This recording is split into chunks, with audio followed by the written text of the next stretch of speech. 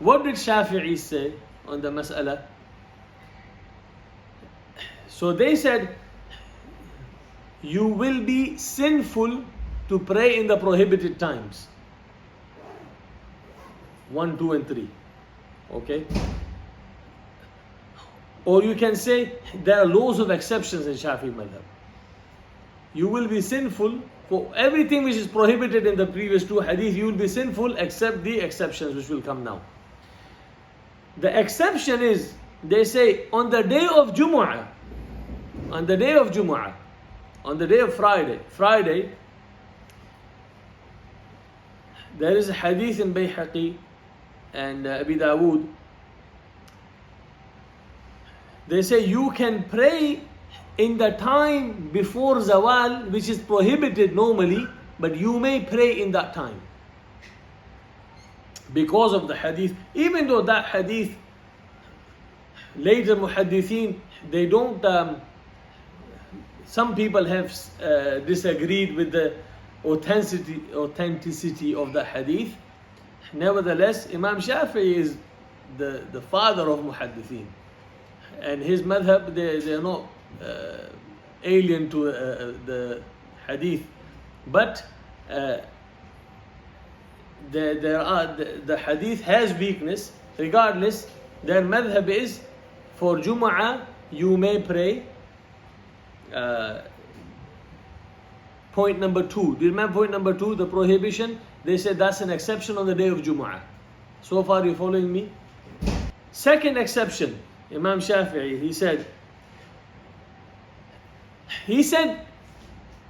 it is okay to pray in Mecca anytime, any salah. There is no prohibition inside Mecca.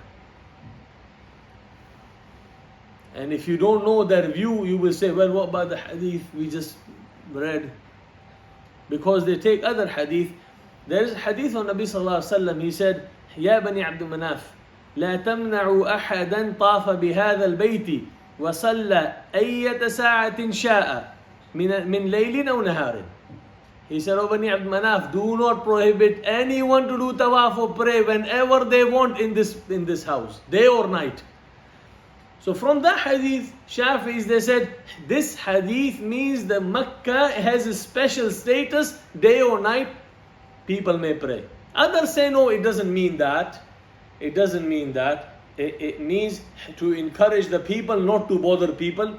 Let people pray when they want to pray. Don't interfere.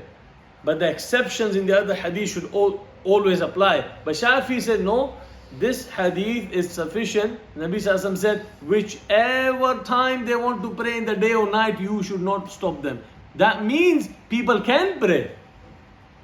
This is their view. And this is authentic hadith, authenticated by Imam Tirmidhi and others. And they say there is so much virtue in praying in Mecca that it is not disliked to pray anytime.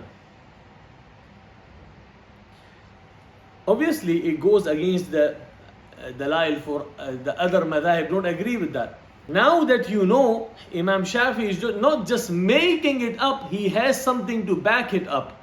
So you go to Mecca and you see someone praying and you start stopping, you shouldn't stop him. Because when something is a fiqhi issue, that's whatever his heart is settled on, that's his madhab, that's his view. If someone thinks that's the way, he has the right. Okay? There is another exception, Imam Shafi'i said, to these timings which are prohibited.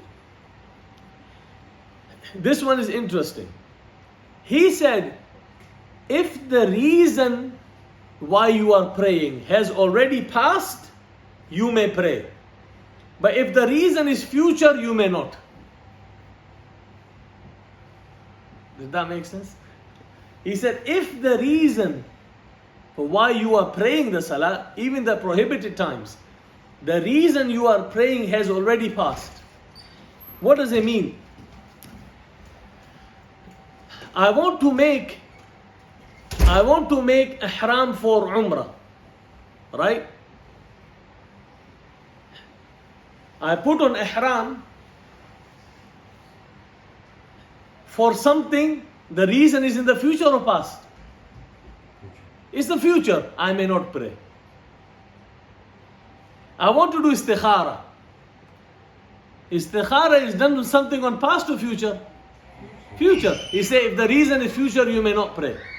Obviously in Shafiee books there are massive debates and details how they arrive at that. But to summarize, if the reason is future, you may not pray. But if it's past, let's say janaza, the reason for praying janaza is a past event or future event? It's past event, someone's passed away. It's a past, so you may pray. So that's the qaida Imam Shafiee put. He said if you want to know what you may pray or you may not pray, look at the reason why this prayer is happening. Is it happening for something which should be done in future? You stop. You pray in future.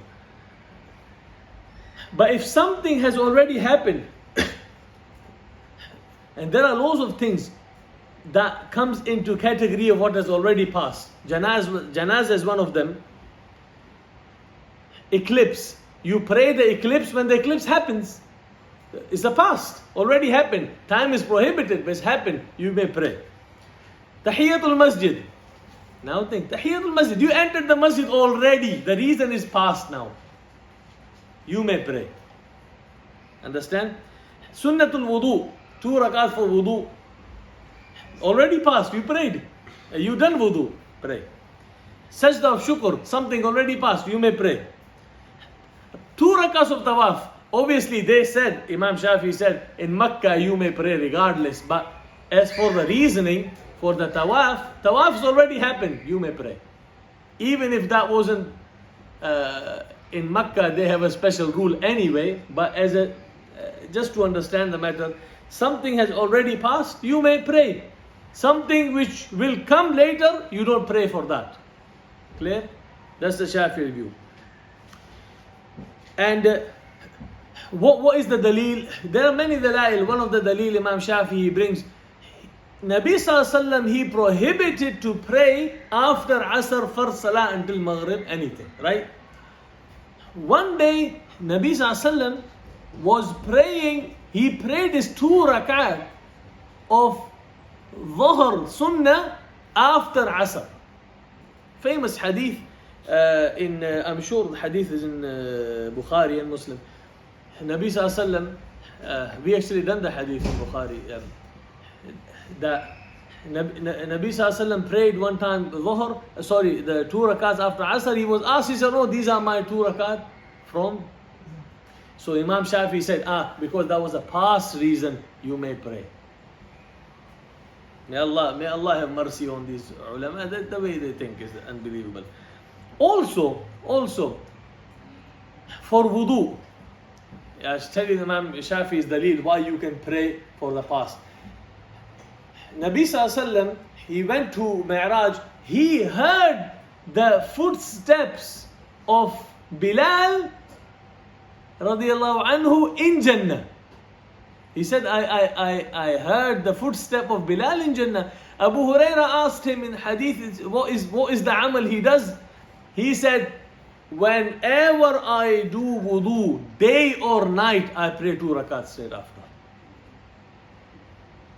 So the Imam Shafi'i, he proves from that when the reason is past, the prohibition doesn't apply. These ahadith, the prohibition is for the future event, not the past. But that's unique view, Shafi'i view, but it's not a ignorable view. It's a very strong view. If you are Shafi'i, you'll be very happy with it. So far making sense?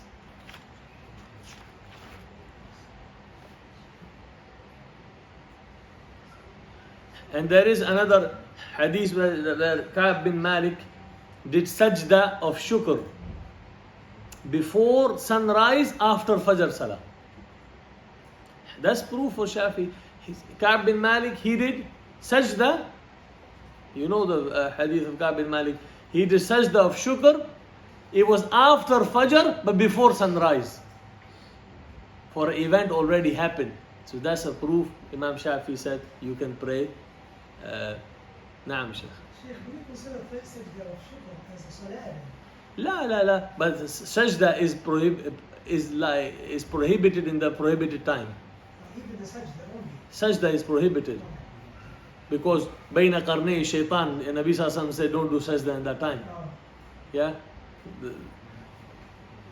All books of fiqh, they mention it.